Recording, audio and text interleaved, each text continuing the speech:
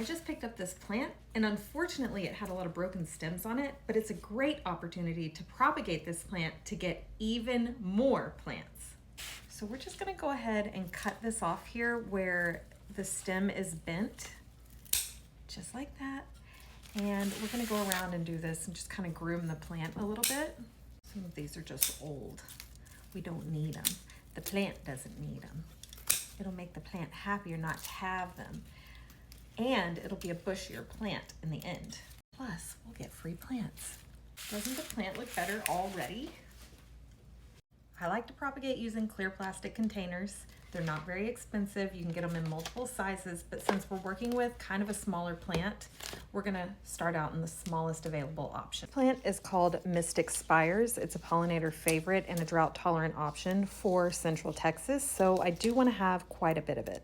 This stem here has a lot of opportunities for growth because you can get it to root at this node or this node or this node, or even down here sometimes. So you can see on this long one here, we have a lot of opportunity.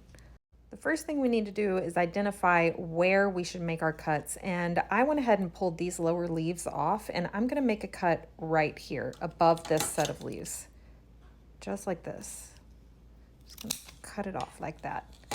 And now we're gonna remove some of the larger leaves right here because we don't want the plant to focus on trying to grow these leaves. We want it to put roots along the stem.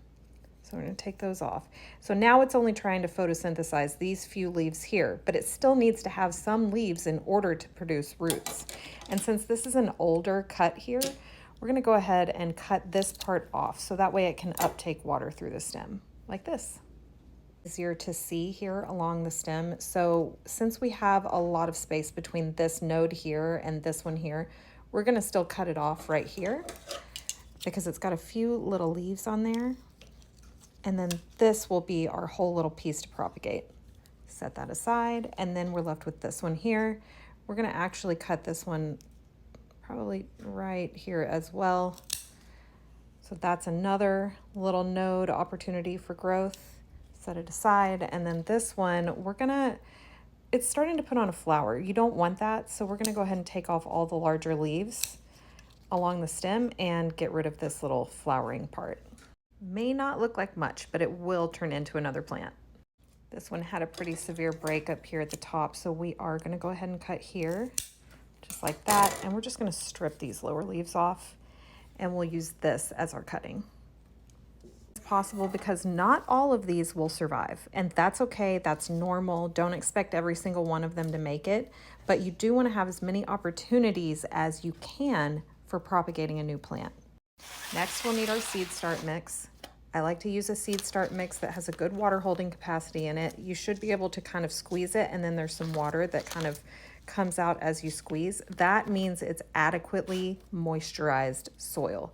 If it doesn't, kind of pound it down a little bit so that way you can fill the entire bottom of it. Just like this. We want as much of the stem to be covered with this soil as possible.